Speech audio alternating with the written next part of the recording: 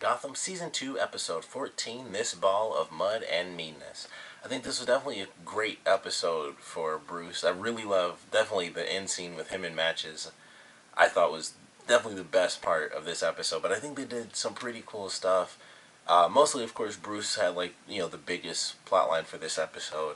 And I think they showed some really interesting stuff based on what he went through. Like, even when he went to, the little club, it was ultimately kind of nothing, but we got to see some very interesting stuff in that club where kind of the seed a little bit that Jerome planted when he was in the series, we've kind of seen how that's expanded because they had that when he died and how people were kind of picking up kind of his personality and how they should just kind of go crazy a little bit. And I really love how they did that in this episode. They have clips from old episodes and stuff of him, like when he was, when he took over the police station and stuff. And they're singing, and everyone, a lot of people had little smiley masks. And the woman Jerry, which apparently that wasn't a real name. She said some people call her that. She had the makeup and stuff and the little smile and stuff. So I was like, that's really cool how they're showing, really where some people picked up where Jerome left off, and they're doing it in a sort of club crazy, dance trance sort of way, especially in that when they were when Bruce was leaving and there it was just the people playing on the guitars and everyone was they're in some slow motion acid trip, but it was pretty cool. I was like, this is very interesting stuff that they're showing us, and ultimately I don't know if it'll show up again or anything like that, but it was definitely cool to see that for sure. I thought was really interesting stuff that they gave us. I don't know if the character Jerry is really going to be relevant in any way, shape, or form or anything like that, but I liked her character. I thought she was pretty interesting, and just the weird stuff Bruce went through. It. He and Alfred, when they fought the guy Cupcake, when Alfred fought the guy, that was pretty funny to watch, and Alfred was super pissed off at him, I said, let me do the talking, and you did a lot of the talking, so now I'm in a fight with the with the guy. So they went through some interesting stuff, and Bruce was different. He grew up, and in this episode alone, I felt he really grew up, and I really enjoyed that. And he was confronted with a lot of things that he just wasn't ready to face, and we clearly saw that. And ultimately, the lesson he learned, I think, was very, very Batman, where he's like, "Oh, can't do this and can't do that. You can't fight." Murder with revenge and things like that. So I was like, okay, that's really cool. And he's like, in order to help people, which I plan on doing, I'm not going to do it right now, but in the future, I plan on helping the city and kind of fighting back against a lot of the issues that people are facing.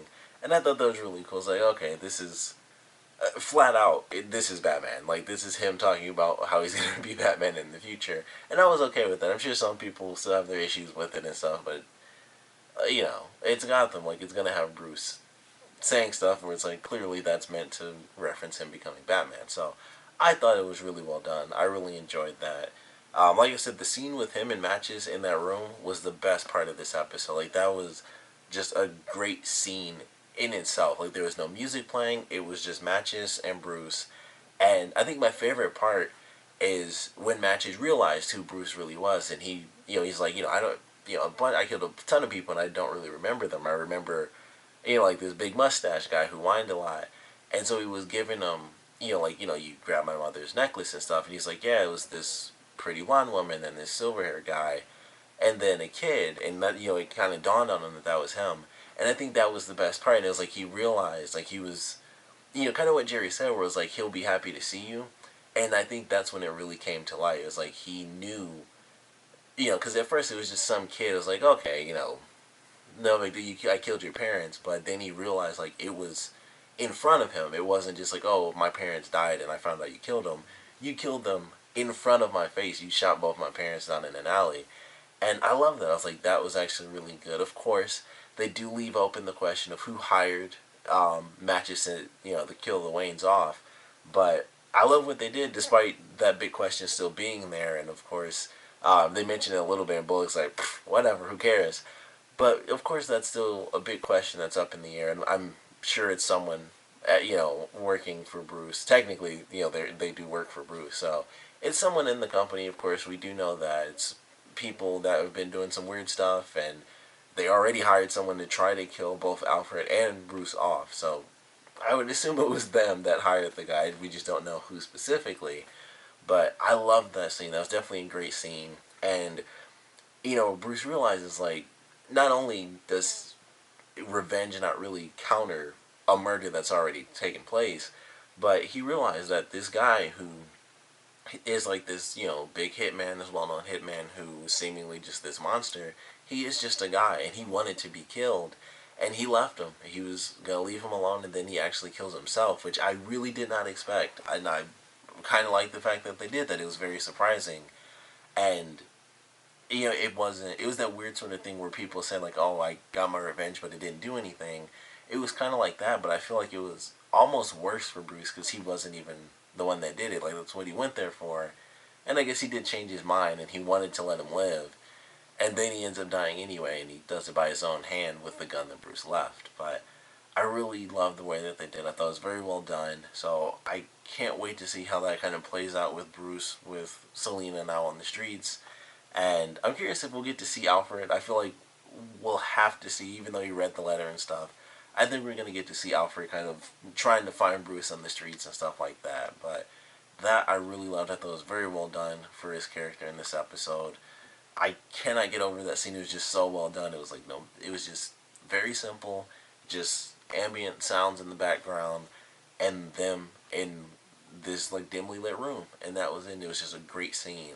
And then the side story in this episode, because we do have two, so I'll talk about the very, very small side story, which was for Ed in this episode. We have full-on question mark Riddler by the end of this episode, and I don't know how many of you guys may have seen like the little thing they've been doing the past couple of weeks where the actor who's playing him has been going around and doing like these little riddles and stuff, and so in this one, he had to call like the prop master for the show, and she mentioned like, oh, you'll be using these props and this props, and it showed him doing some pretty crazy stuff, and that was part of the promo for next week's episode was them looking at the portrait with the question mark underneath. So he's supposed to be doing like some really crazy stuff, and I did love the fact that he was messing with his own mind because honestly, nothing's happening. They do not think he's even remotely a part of it, and he's screwing himself over like, oh, like, you think I don't understand what you're doing, you're trying to trick me, but he's messing with himself. It's almost like,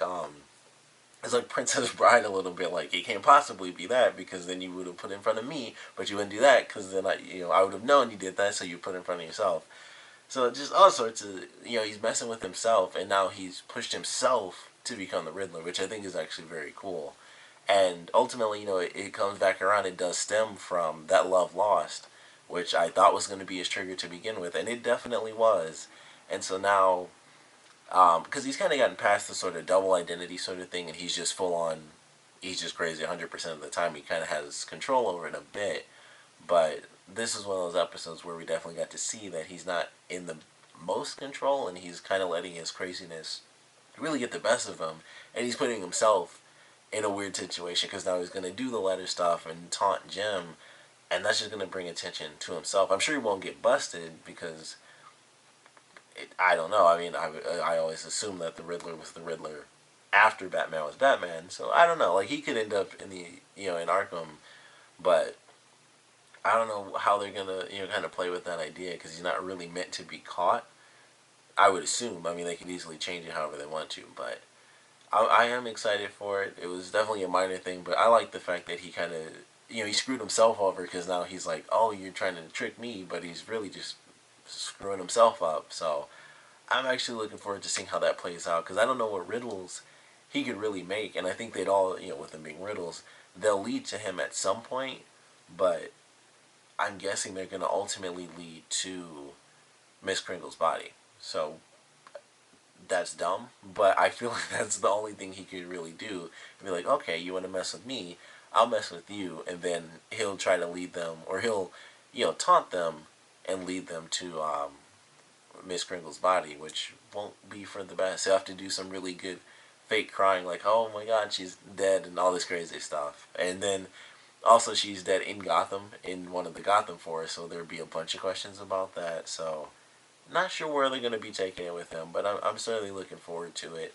Penguin in this episode, I was very tense with his storyline because I'm like, I don't know what's gonna happen here. I'm like, I don't know if he's gonna. I was surprised that he got out in this episode. That was the biggest shock to me. But I was like, I don't know if they're gonna completely destroy him, which seemingly they have so far, because he was definitely broken when they did the ice cream thing.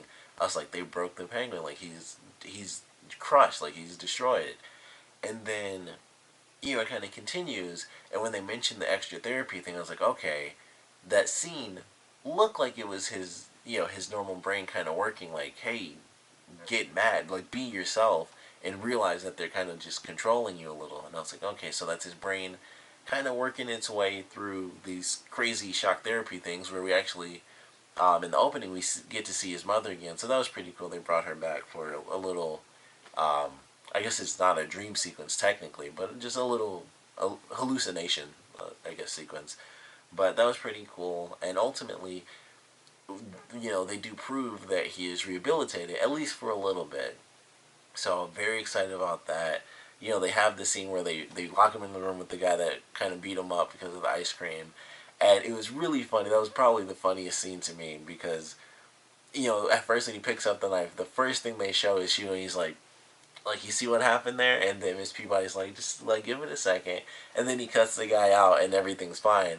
And they start clapping, and it was the funniest thing to me. Because, like, Miss Peabody does, like, the very fancy clap. But for Hugo, he was clapping like, we are the best fucking doctors I've ever seen. Like, we're the best doctors that have doctored. And it was just so funny that he was doing, like, the slow clap behind the screen to me. It was the funniest thing. But I like that, and I don't know what to expect based on the promo where apparently his father shows up, who's super rich. It was like his father, and I believe there were like maybe two girls and another guy. So it was like Penguin, his dad, and whoever these other three people are, which I'm assuming are going to be like his new family. I don't even know what to think of that, but they all had a bunch of money. He is a cobblepot. He is supposed to be rich, so this could be his actual family, and they might actually be introducing that because what we've had so far, he's at nothing. Like the Cobblepots are supposed to be rich, and that's kind of how he has everything he does as far as Batman goes. Like when he becomes the villain, the Penguin, like the super villain, it's because he has all this family money. So I think that's really going to be his family. It's not going to be some sort of trick, and I don't know where they're going to take it because I have to assume at some point he's going to snap and something's going to happen and it'll send him back to being who he is. And he does talk with Ed in the next episode. It looked like he was in feathers or something weird, so I don't know what that was. But he's talking with Ed and he was smiling and stuff, so that could just be a scene where it's like, oh, my friend, like, thanks for being so nice or whatever. And then Ed might actually help him kind of get back to being a villain, which I think would be pretty cool if they did it that way. But apparently they're bringing in the actual rich Cobblepot family aspect into the show, which I'm very excited to see. I'm kind of freaked out when he's gonna snap because I feel like when he snaps, he's gonna like go straight into killing someone. It won't be like, oh man, they messed me up. It's gonna instantly be a situation where he snaps in the moment and just kills somebody new. So that probably won't happen for a couple of episodes, but I mean, it might only be two or three because I thought he'd be locked up for a much longer time, and it's been like nothing. I think it's only been 3 episodes since they've come back for the mid-season premiere, 3 or 4, and he's already out. And that's it. I'm pretty sure it's only been 3. I think this is the 3rd episode, and he's free, and that's it. So I'm not sure how long we should expect that, but him also being released is apparently kind of at least one of the triggers. I would assume it's probably not the only trigger, but one of the triggers for Jim being considered as the prime suspect again for what happened to Galavan. So I'm really excited. We still didn't see Tigress or Butch in this episode, so they'll probably show up again since they're going to be going back over the murder of Galavan, and she'll kind of be dealing with that.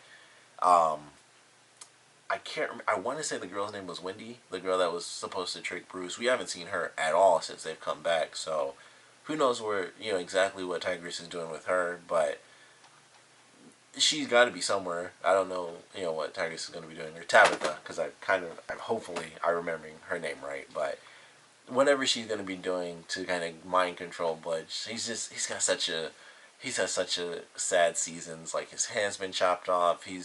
under the crazy mind control for Penguin. Now he's free, but with one hand, and he's ruling, but he's unhappy ruling, and now seemingly he's gonna be manipulated again. It's like he's just such a I like his character. He's such a loyal guy to the fish and stuff. It's like, man, he's just got like one of the saddest storylines. Like, he's not dead, but it's just like being like almost a zombie. It's just like super sad for him. But we'll see what happens there. But certainly enjoyed this one. Definitely want to know what you guys thought about it. So please comment below. Let me know your favorite parts, your least favorite parts, and I definitely want to know what you guys thought about the possible resolution. I'm assuming that it is matches, or was matches that actually killed Bruce's parents, because he does admit it himself. So I'm guessing that it was actually him, because I thought they were definitely going to do it where he'd say something and it wouldn't match up. So I was kind of glad that didn't happen, because at least we got that answer, and then we still got the big answer of who did it. But I want to know what you guys thought about that resolution um, between Bruce and matches, and how the way it played out. I was curious if they were going to change things, if they were actually going to have Bruce kill matches. I was really curious, because they've changed a lot of stuff. They could easily, kind of do a Man of Steel sort of thing, where it's like he killed someone really early, and then it's like never again, and that's why he never kills his Batman and never uses guns, stuff like that. I was like, they might try to do that, but ultimately, Bruce just doesn't do it, period, and he still dies because he does it himself, which I thought was a great resolution. Of course, love that scene in general because it was freaking amazing to me, but definitely want to know what you guys thought about the resolution and the episode in general, so please comment below, let me know, and thanks for watching.